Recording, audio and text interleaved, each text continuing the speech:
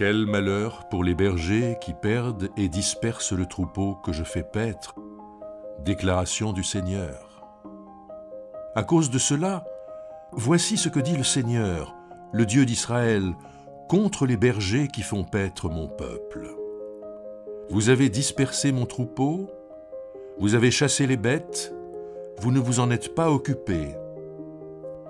Eh bien moi, je vais m'occuper de vous, à cause de vos agissements mauvais. Déclaration du Seigneur. Je rassemblerai moi-même ce qui reste de mon troupeau, de tous les pays où je les ai bannis. Je les ramènerai dans leur domaine. Ils seront féconds et se multiplieront. Je nommerai à leur tête des bergers qui les feront paître. Ils n'auront plus peur, ils ne seront plus terrifiés, et il n'en manquera plus. Déclaration du Seigneur. Les jours viennent, déclaration du Seigneur, où je susciterai à David un germe juste. Il régnera en roi et prospérera. Il agira dans le pays selon l'équité et la justice. En ces jours, Juda sera sauvé, Israël demeurera en sécurité. Et voici le nom dont on l'appellera. Adonai Tzidkenu, le Seigneur est notre justice.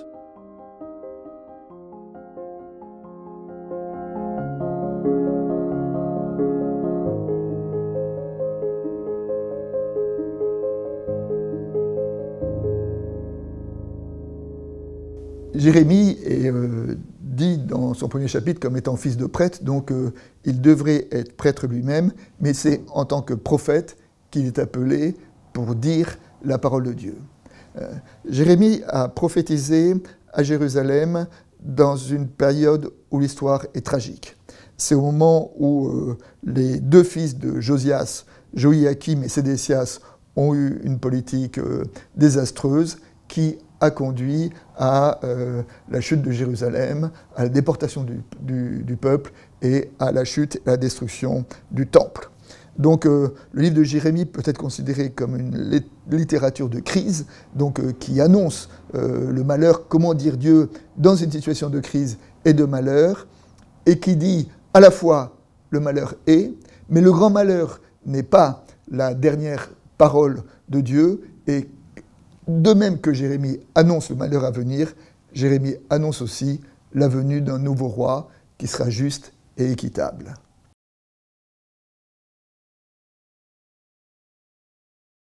Jérémie accuse le roi, et là on pense qu'il s'agit du roi Sédécias qui s'est révolté contre Nabuchodonosor, d'être un mauvais roi qui pense plus à son pouvoir qu'à soigner ou à faire le bien ou à administrer le troupeau dont il lui a été confié. Et au mauvais roi de Sédécias, on peut opposer presque le bon roi que dans l'univers biblique a été David. Et nous nous souvenons qu'à un moment, pour évoquer la figure du berger, David parlait de son métier de berger, et il en parlait de la façon suivante. « Je faisais paître le troupeau de mon père, quand le lion ou l'ours venait enlever une bête du troupeau, je lui courais après, je le frappais et je délivrais la bête de sa gueule. S'il se dressait contre moi, je le saisissais par la barbe, je le frappais et je le tuais. » Donc voilà, David qui se présente comme étant le bon berger par opposition au mauvais berger qui est le roi de Jérusalem qui n'a pas pris soin de son troupeau. Donc à la fois, Jérémie dénonce les comportements du roi, mais aussi il dit une parole d'espérance, et après ce nouveau roi, il prophétise la venue un jour d'un nouveau roi qui prendra soin de son troupeau, d'un nouveau roi qui saura défendre la justice et l'équité.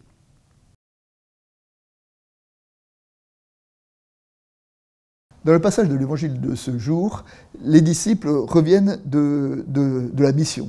Jésus les a envoyés en mission et voilà qu'ils reviennent. Et ils avaient beaucoup de choses à partager avec Jésus. Jésus dit, voilà, venons un peu à l'écart parce qu'ils voulaient avoir un temps entre eux.